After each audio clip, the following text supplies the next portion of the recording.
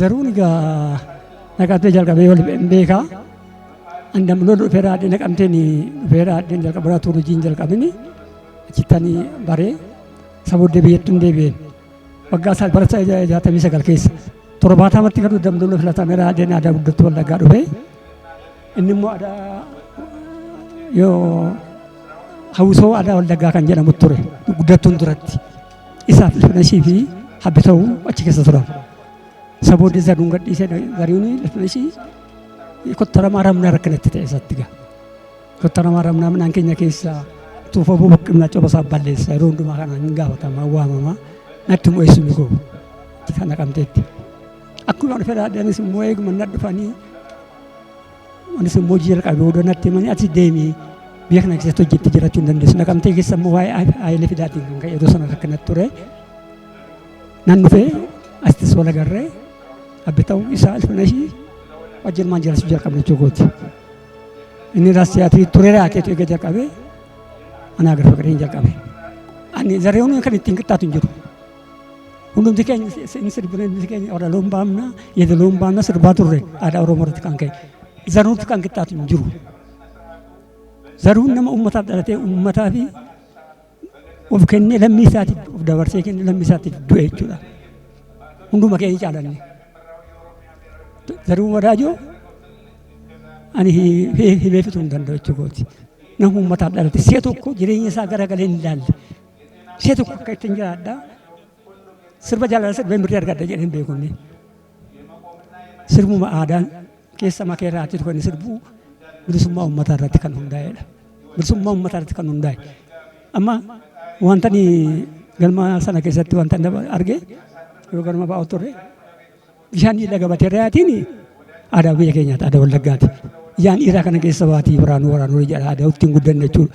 Inni maal jedhaa bishaan dhiiga gabatee irraatii waraabii. Iyaan nama keenyaa kana keessa baatii waraanuu jedhee sirbi. Ilaal kan. Egaa himee fixuu hin danda'u. Himee fixuu hin danda'u jechuudha kan Zaruu Wadaajoo. Barachuura jiraatu Zaruu hunduma keessaa immoo kan irratti du'ee gubataa kan du'e tokkummaa Oromoo irratti. Maaliif tokko hin taane nuyi amma si'a tokko sinis hin dabarsu natti fakkaata Oromoon muummee miti kan jedhu Oromoon muummee miti dhugaa isaati Oromoon galaana guutuudha jedha galaanni guutuun kumaa tokkicha hin taanedha galaanni guutuun wal qabatee deeme maleessaa qofa deemee hin jabaataa jedhaa ture kan irratti sirbaa ture inni kan inni du'e garuu almaaniin namni keenya Oromoon maaliif tokko hin taane maal dhabneetu ummati baay'een amma nageenyu lafa baay'ee amma nageenyu lafa jiidhaan mana gahu laga mana qabnu qabnu qabeenya akkasiitu qabnu warqeetu qabnu utubne qabnu maalla tokkummaa dhabnee raannee jedhee kan gubataa kan du'e kana amma dhalooti jirus immoo tokkummaa irratti hojjetu irra jiraata namni keenya tokko ta'u irra jiraata wal jaallachuutu irra jiraata yoo wal jaallanne jenne addunyaan amma nu darbeera amma nu tokko taane isaaf isa geenya dargaggootatti kan hin dabarsu namni dargaggoonni dhalootaan kanarra jiranii kan boriisi zaruunii isaan hojjetanii tokkummaa Oromoo irratti jiranii nama keenya walitti hidhuutu irra jiraata kan jedhu abdiin qaban. Nuu tokko taane zaruun yaadatama bara baraan jechuudha. Oromoon tokko ta'ee yoo dhaabbatee kan irratti hojjetus irra jiraata. Egaan zaruun wanta gadduu dhiisee muuxannootti gammadu immoo du'iyyuu jedhu qubeenni amma uummata keenya ittiin baratu Zaruu Wadaajoo fa'aa boolla dhaddee keessa ta'aniitu naqamteetti kan barataa turan. Ibsaaran jechuu kooti. Amma kuni hundee raayyaati uummanni Oromoo afaan isaatiin qubee isaatiin barreessee raateetu obbushee afaan isaatiin obbusheera kana Zaruunii fi waan cimaadha jechuu kooti.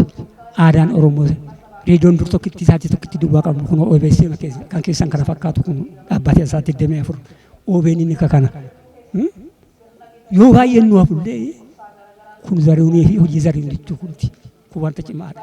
Wanti baay'een mallattoon ciccimaan argamaa jiru. Bilisummaa Oromoo irratti jechuudha. Akka yeroo sanaa miti Zaruun hunduu jechuun danda'a kan argu ijoollee maatiinsa kan argu isaaniiti. Hamma jirutti gaana isummooti fuudhee deemuun irra jiraata. Waan baay'eedhaan Zaruun kan duune gaaffiin Zaruun gaafatu gaaffiin uummata Oromoo guutummaatti deebi'uu baatu iyyuu kan deebi'ee jira.